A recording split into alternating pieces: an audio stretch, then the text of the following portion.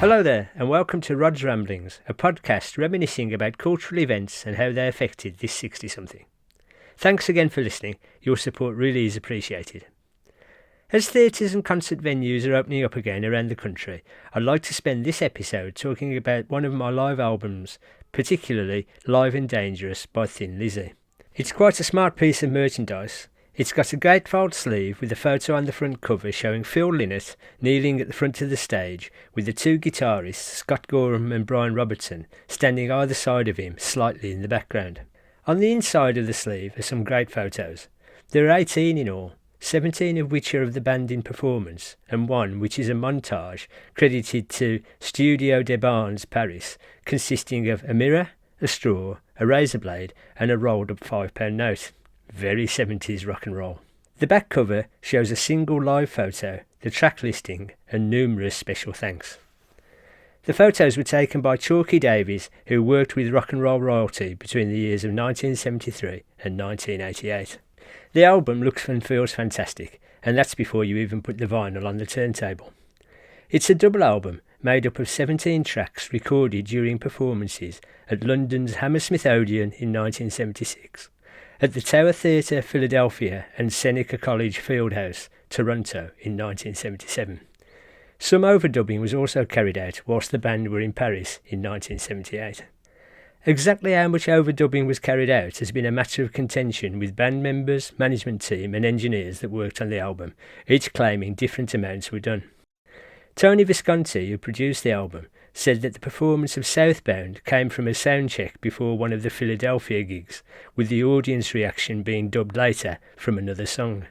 Brian Robertson has also confirmed that some new material was rehearsed and recorded during sound checks.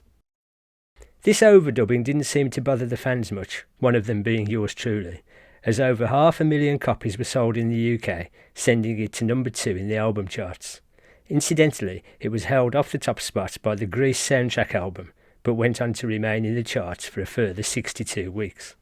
The band were made up of Phil Lynott on lead vocals and bass guitar, Brian Downey on drums, and the aforementioned Scott Gorham and Brian Robertson on guitars. Lynott was born on the 20th of August 1949, down the road at Hallam Hospital in West Bromwich. He lived in Selly Oak and Manchester for a short time before moving to Crumlin in Dublin, where he was brought up by his grandparents. It was here that he met Brian Downey.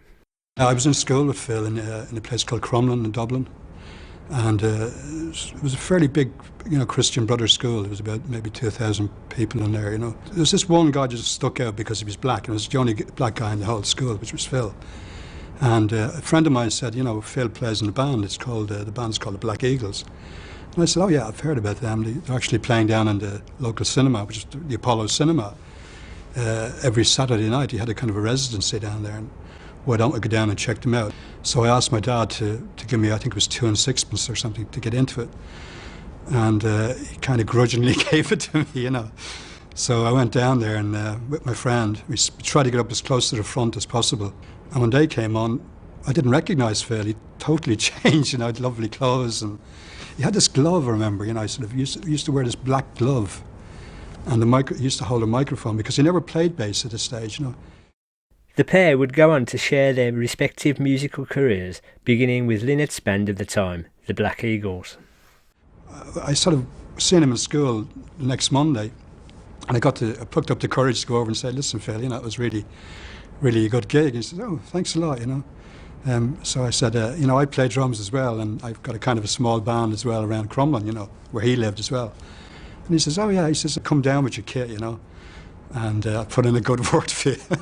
So he obviously did, and after about 2 numbers, I did this number called You Really Got Me by the Kinks. And, after about 6 or 7 bars of this, they all went, stop, I went, oh, I must have done something wrong. He says, that's great, our drummer couldn't play that beat, So that gave me lots of encouragement, So after a couple of numbers, they just stopped and said, yeah, that's okay. We're playing in the local St. Paul's Hall, I think it was, in a place called Mount Argus in Dublin. Next Saturday, available. And I said, of course I'm available, yeah. The Black Eagles split in 1967, with Downey joining Sugar Shack and Lynott briefly joining Frankie Smith in a new band called Kama Sutra. He stayed there for 3 months and then left, rejoining Brendan Brush Shields in his band Skid Row. It was during this time that Lynott and a 16-year-old Gary Moore first played together. In the search for success, Shields decided to turn the band into a power trio, took on the role of lead vocalist for himself and forced our hero to leave the band. Although this was bad news for Lynott, it would turn out to be a fortuitous occasion for us rock fans, as Shields later felt guilty for forcing Lynott out of the band, and as a form of compensation gave him a bass guitar which he taught him to play. In 1969, Lynott and Downey got back together again, and along with guitarist Eric Bell released 3 albums: Thin Lizzy, Shades of a Blue Orphanage and Vagabonds of the Western World. In 1972 they had their first big hit with a cover of the Dubliners' hit Whiskey in the Jar, which incidentally would also be covered by Metallica and the Grateful Dead. I was surprised to find out that Lizzy originally wanted to issue Whiskey in the Jar as a B-side to Black Boys in the Corner, but the record company liked it so much they were persuaded to put it out in its own right. I'm sure you'll agree it was a very good decision. Thin Lizzy gained popularity during the early 70s, but the pressures of recording, touring and the excesses of the rock star lifestyle began to take their toll on Bell. It came to a head during a New Year's Eve concert in 1973 when he threw his guitar into the air, pushed the amps into the audience and stormed off stage. He later said that he had no regrets about leaving. He said, "I really had to leave because of ill health. It was exhaustion and the majority of things that were available to me. I just couldn't really handle it." In order to complete the tour, he was temporarily replaced by the youngster from Lynott's Skid Row days, Gary Moore. Bell's quitting halfway through the gig, leaving Lynott and Downey in the lurch, is thought to be one of the reasons why the band would take on its now famous twin guitarist format. If one threw his ties out of the pram, the other could take his place. The first of the guitarists to be recruited was Brian Robertson, although he almost ended up joining another band playing, of all things, the drums. My best friend I went to school with, a guy called Big Charlie, he went off roading for all sorts of people, but he ended up with Lizzy. And when they were looking for a guitar player, I had already seen an advert in Melody Maker for a drummer, so I went down with my guitar and my drumsticks.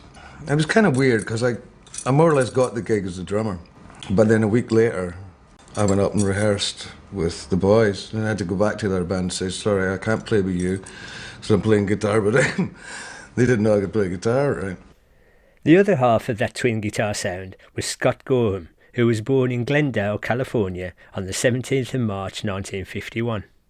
Who'd have thought that an American born in California on St. Patrick's Day would go on to be a member of what would become probably the most famous Irish rock band of all time?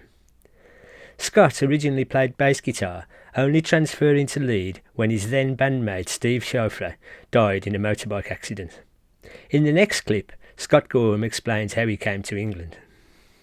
How I got to England was my then brother-in-law had joined he had gone to England, and he joined this band called Supertramp. And he goes, I think if you came over, I think I might be able to get you in the band as the guitar player.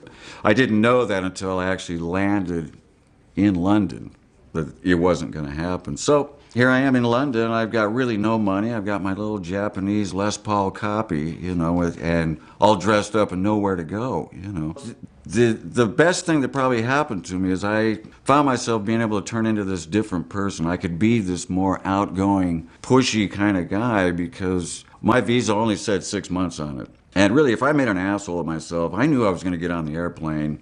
I was never going to see anybody again, but hey, at least I gave it a try. So that's what I did. I became this different sort of person. I was able to push myself a lot further than I ever would have done in my own hometown.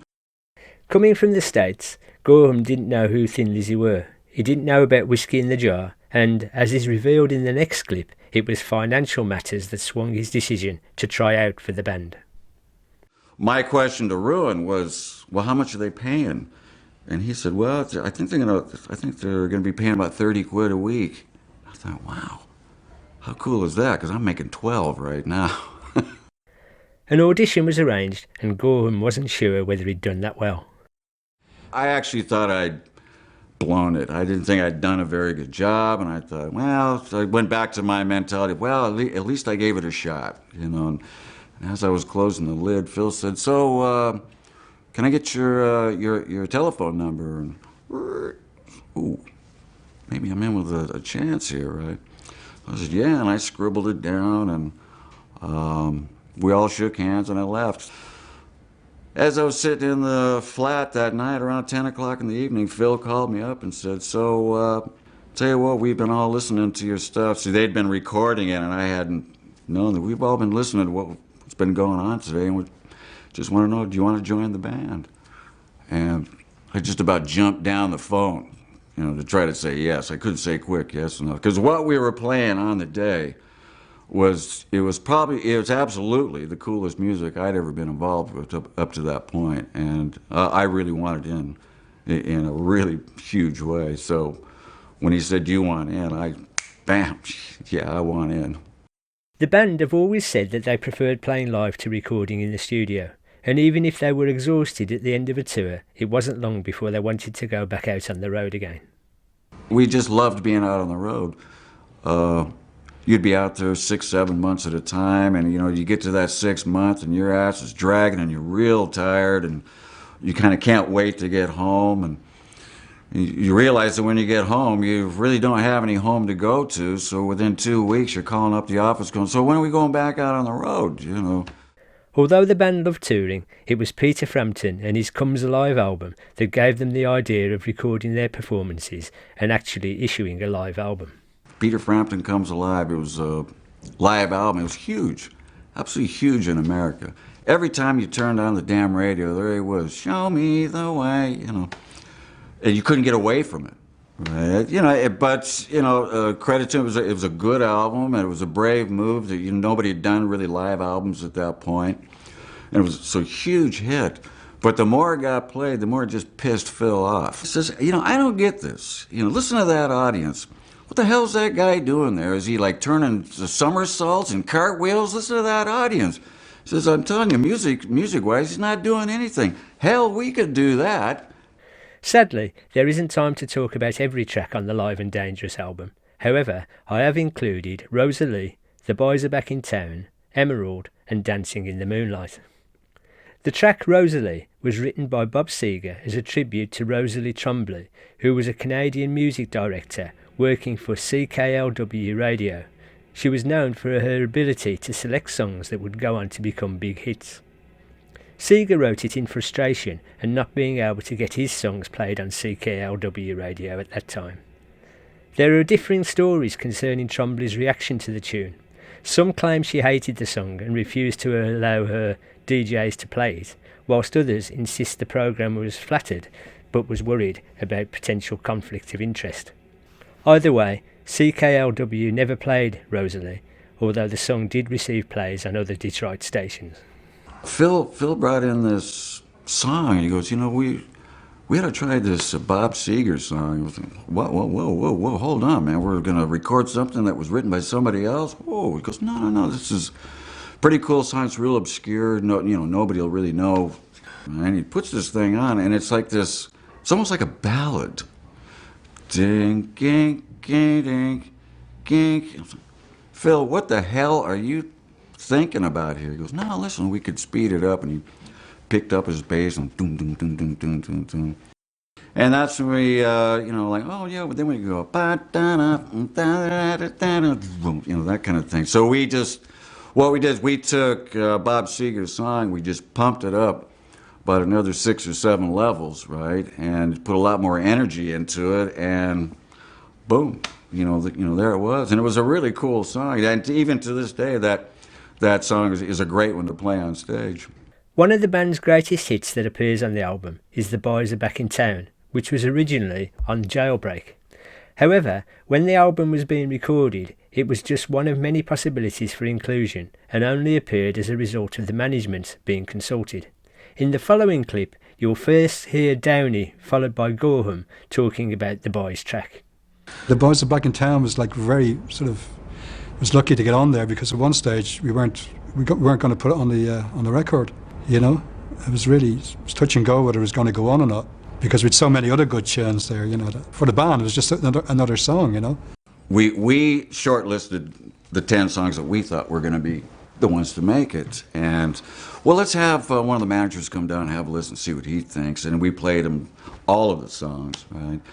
And he said, well, you know, I see here on the list, you don't have this song. This, what's it called here? The Boys Are Back in Town. You don't have that on your short list. I said, well, yeah. He goes, well, you know, I actually like that one better than blah, blah, blah over here. I said, well, okay, well, there's one guy who likes that song. Okay, well, we'll put The Boys Are Back in Town there, and we'll take that one out. And that was the one that obviously broke it for us in a worldwide sense. So, Emerald was the first track that they developed, taking a traditional Irish rhythm, adding Lynnett's historical Celtic lyrics and combining that rock feel that would become their signature style. Well, Emerald came out of this Irish folky kind of 6/8, 12/8 kind of feel, which the Bowron players play in Ireland. You know, the Bowron is a one drum which you hold from behind, and you have one stick, and you play it sort of with a wrist action, and you know, you get a nice sort of tom-tom sound off it, but you get a you know. So Emerald was like based around that kind of tempo, you know. Some of the chords and progressions were very Irish, you know, and obviously the lyrics are very Celtic, you know. So that's how that came about. Phil, at that stage, Phil was obviously reading a lot about people like Cuchulainn, who were sort of mythical Irish heroes from way back. It's kind of one of Phil's sort of Celtic stories, so we had to give it a Celtic feel sort of thing, you know. And that didn't seem too difficult either, you know. But I used to love playing that one. Emerald really was the first real sort of powerful, you know, Irishy, Celtic kind of song that we came up for. We had other ones, but they were a bit lighter in weight, maybe a little more cutesy, Irishy. This was the first one that had the real hardcore edge to it, where real meaningful sort of guitars, drums. The song was covered by Guns N' Roses guitarist Slash and former Kiss guitarist Ace Frehley for the Origins Volume 1 album, which was released in 2016. According to Rolling Stone magazine, the pair played the song together 15 times before they could play correctly and have it recorded for the album. Over My Way is a venue that's renowned for tribute bands. Its acoustics are perfect for live music and it's got a great atmosphere. The only downside is that so much beer has been spilt on the floor over the years that as you walk across the room you feel that your shoes are going to be left behind somewhere deep within the carpet. I'm sure that every town has a venue with similar characteristics. Brian Downey confirms that this is indeed the case and cites the Star Cinema in Crumlin, which inspired the lyrics for Dancing in the Moonlight. Dancing in the Moonlight was another one of Phil's great lyrics, you know. Years ago, we used to hang about a place called the Star Cinema in Crumlin, and like it was a really sort of dodgy cinema, you know, all sorts of weird people in there. But that's where we used to go, you know. Sort of people come up to you, you know, and say, "Oh yeah, I like your gig and that." But you sit down, and when you get up off your seat, you be stuck to the seat, be all chewing gum and all sorts of stuff there, you know. And that's where Phil got all these ideas for the song, you know. Massacre appeared on the Johnny the Fox album and was written while Lynette was recovering from hepatitis. Whilst in hospital, he was visited by a Protestant clergyman, and as he was a Catholic, his reaction to the visit became very aggressive. He later regretted his actions and added the final chorus to the song condemning what he saw as religious prejudice. It's no doubt that Live and Dangerous is a great album.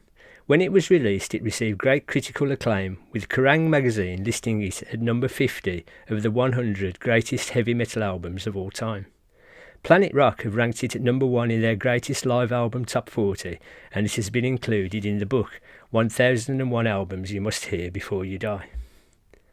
Listening to the LP 44 years after its original release, I can confirm that it still sounds amazing. It has an abundance of energy, contains some great songs, and captures the band at what I personally think was their peak. But don't take my word for it. Let's leave the last word to Brian Downey, Brian Robertson and Scott Gorham.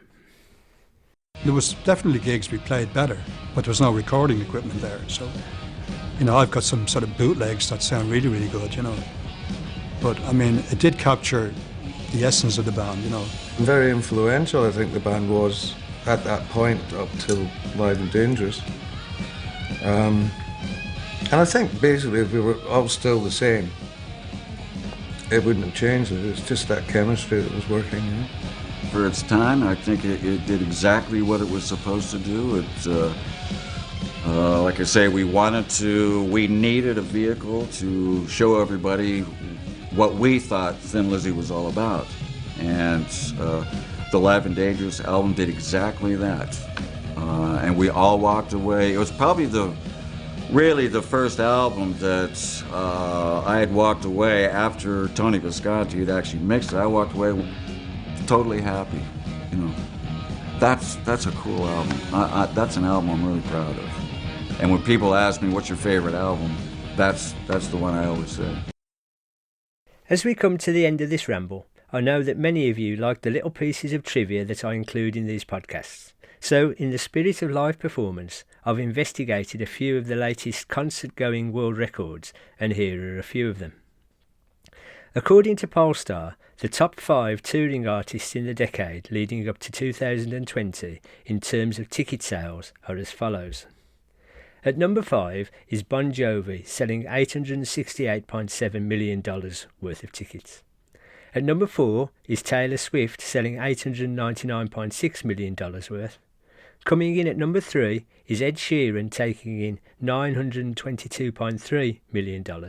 And just off the top at number 2 are the Stones, getting us to part with our cash to the tune of $929.2 million. At the top of the bunch is U2 with an astonishing $1,038.1 million worth of tickets. As of the 12th of November 2021, the world record for the largest concert of all time is held by Rod Stewart after performing in front of 3.5 million people on Copacabana Beach on New Year's Eve in 1994. Thank you so much for listening to my ramble. I hope you've enjoyed sharing my Thin Lizzy stories. So, until the next time of Rod's Ramblings, cheers and take care.